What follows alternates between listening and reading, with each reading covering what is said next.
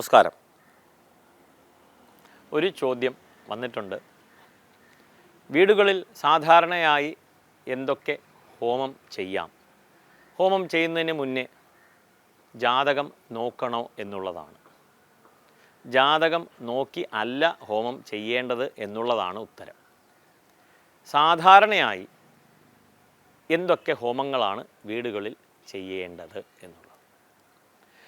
എല്ലാ വീടുകളിലും സാധിക്കുന്ന പക്ഷം വർഷത്തിൽ ഒരിക്കലെങ്കിലും ഒരു ഗണപതി ഹോമമെങ്കിലും ചെയ്യണം എന്നുള്ളതാണ് അഭിപ്രായം. കാരണം ഇന്ന് ജ്യോതിഷത്തെ ആശ്രയിച്ച് മുന്നോട്ട് പോകേണ്ട ഒരു കാലഘട്ടം, ഇല്ലെങ്കിൽ പോകുന്ന കാലഘട്ടം. ജ്യോതിഷി ഇല്ലെങ്കിൽ ഒരു ദൈവജ്ഞൻ ഒരു ലിസ്റ്റ് എഴുതിയാൽ മാത്രമേ ഹോമം കഴിക്കൂ എന്നുള്ള ഒരു ചിന്തയിലേക്ക് നീങ്ങി. നല്ലൊരു ചോദ്യമാണ് അദ്ദേഹം ചോദിച്ചത്. വീടുകളിൽ വർഷത്തിൽ ഒരിക്കലെങ്കിലും ഒരു ഗണപതി ഹോമം, മൃത്യുഞ്ജയ ഹോമം നടത്തുക, ഭഗവതി സേവ നടത്തുക. ഇത് കേരളത്തിൽ പരക്കെ ആചരിച്ചു പോരുന്ന ഒരു വിഷയമാണ്. അഖില ആപത് നിവാരണാർത്ഥം എന്താണ് ചെയ്യേണ്ടത്? അഖില ആപത് നിവാരണാർത്ഥം മഹാഗണപതി ഹോമം, മൃത്യുഞ്ജയ ഹോമം, ഭഗവതി സേവ എന്നുള്ളത്. സാധിക്കുന്നവർ അത് അവരവരുടെ ഗൃഹനാഥൻ്റെയോ ഇല്ലെങ്കിൽ ആരുടെ ആയാലും കുടുംബത്തിലുള്ള ആരുടെയെങ്കിലും ജന്മനക്ഷത്ര ദിവസം വർഷത്തിലൊരിക്കൽ നടത്തുക. ഇതിന് ഒരു ദൈവജ്ഞൻ്റെയും കുറിപ്പ് ആവശ്യം ഇല്ല എന്നുള്ളതാണ്. ഇതിൽ തന്നെ എല്ലാ ആപത്തും ഒഴിഞ്ഞു പോകും എന്നുള്ളതാണ്. അങ്ങനെ മഹാഗണപതി ഹോമം, മൃത്യുഞ്ജയ ഹോമം നടത്തുന്നു, എനിക്ക് അത്രയും ധനമില്ലല്ലോ, കുഴപ്പമില്ല. മഹാഗണപതി ഹോമം മാത്രമെങ്കിലും നല്ലവണ്ണം ചെയ്യുവാനായിട്ട് ശ്രമിക്കുക, വർഷത്തിൽ ഒരിക്കൽ. ഇനി അതിനും ധനം സ്വരൂപിക്കണം എന്നുള്ളവർ കുറച്ച് പൈസ ഇങ്ങനെ ചേർത്ത് മാസങ്ങളോളം, 12 മാസം ഉണ്ടല്ലോ, ഓരോ മാസവും കുറച്ച് പൈസ മാറ്റി വെച്ച് കഴിഞ്ഞാൽ വർഷത്തിലൊരിക്കൽ ആ ഒരു ഗണപതി ഹോമം ചെയ്യുവാൻ സാധിക്കും. ഇനി നമുക്ക് ഏത് ഹോമമാണ്, എന്തൊക്കെ ഹോമങ്ങൾ നമുക്ക് അല്ലാതെ ചെയ്യാം എന്നുള്ളതാണ്. സുദർശന ഹോമം ചെയ്യാം, അഘോര ഹോമം ചെയ്യാം, ഭാഗ്യസൂക്ത ഹോമം ചെയ്യാം, ഐക്യമത്യ ഹോമം എന്നിങ്ങനെ കുറേ ഹോമങ്ങളുണ്ട്. ഇതെന്താണ്? അഗ്നിഹോത്രം എന്നുള്ള പ്രൊസീജിയറാണ്, യജ്ഞസംസ്കാരമാണ്, ദേവയജ്ഞമാണ്. അങ്ങനെ വീടുകളിൽ മന്ത്രധ്വനികൾ മുഴങ്ങുന്നു, വീട്ടിലെ പരിസരമെല്ലാം തന്നെ ശുദ്ധിയാകുന്നു, പ്രാണവായു നമ്മൾ ശുദ്ധീകരിക്കുകയാണ് ചെയ്യുന്നത്.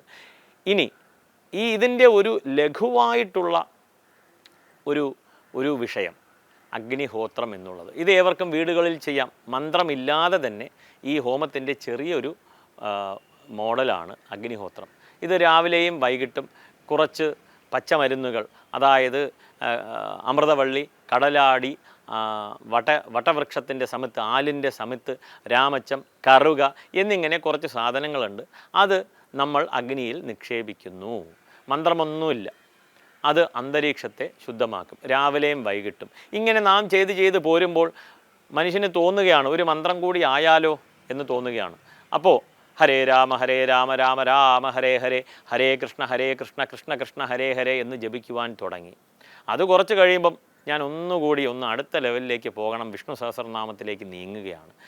അങ്ങനെ പതുക്കെ ആധ്യാത്മിക ചിന്ത അവിടെ ഉയർന്നു വരികയാണ്. അപ്പോൾ ഒരു വീട്ടിൽ മുതിർന്നവർ ചെയ്യുന്നു, അത് കണ്ട് അവരുടെ കുട്ടികൾ ചെയ്യുന്നു, അത് ശീലമായി മുന്നോട്ട് പോകുന്നു. ഇനി നമ്മുടെ വിഷയത്തിലേക്ക് വരാം.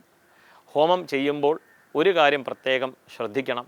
ആരാണോ ഹോമം ചെയ്യുവാനായിട്ട് വരുന്നത്, പൂജ കഴിക്കുവാനായിട്ട് വരുന്നത്, ആചാര്യൻ്റെ അടുത്ത് ചോദിക്കുക. സൗമ്യമായ ഭാഷയിൽ ചോദിച്ചിരിക്കണം എന്നുള്ളതാണ്. ഇവിടെ ഏത് ദേവതയാണ് നാം ആവാഹിക്കുന്നത്, അല്ല ഭഗവതി സേവ കഴിക്കുമ്പോൾ ഏത് ദേവതയാണ് ആവാഹിക്കുന്നത്, ആ ദേവതയുടെ ധ്യാന ശ്ലോകം, ഇതെല്ലാം മനസ്സിലാക്കുവാൻ കൂടിയുള്ള ഒരു അവസരമാണ്. അത് പാഴാക്കരുത്. നമ്മൾ ചോദിച്ചു കഴിഞ്ഞാൽ തീർച്ചയായിട്ടും പറഞ്ഞു തരും എന്നുള്ളതാണ്. അങ്ങനെ മഹാഗണപതി ഹോമം കഴിക്കുന്നു. അഷ്ടദ്രവ്യം, നെയ്യ്, പശുവിൻ നെയ്യ് ഇത്യാദികളെല്ലാം തന്നെ, കറുക മുതലായവ എല്ലാം തന്നെ ഹോമിക്കുന്നു. മൃത്യുഞ്ജയത്തിൽ സപ്തദ്രവ്യങ്ങളുണ്ട്.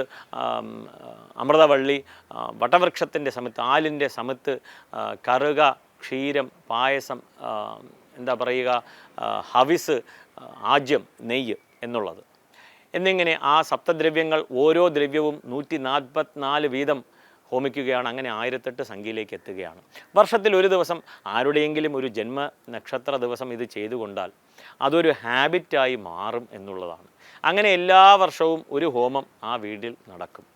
വീട് ശുദ്ധമാകും. നാം അധിവസിക്കുന്ന വീട് ക്ഷേത്രമായി തന്നെ പരിണമിക്കും എന്നുള്ളതാണ്. ഇതേവർക്കും മനസ്സിലായി കാണുമെന്ന് വിചാരിക്കുന്നു. നമസ്കാരം.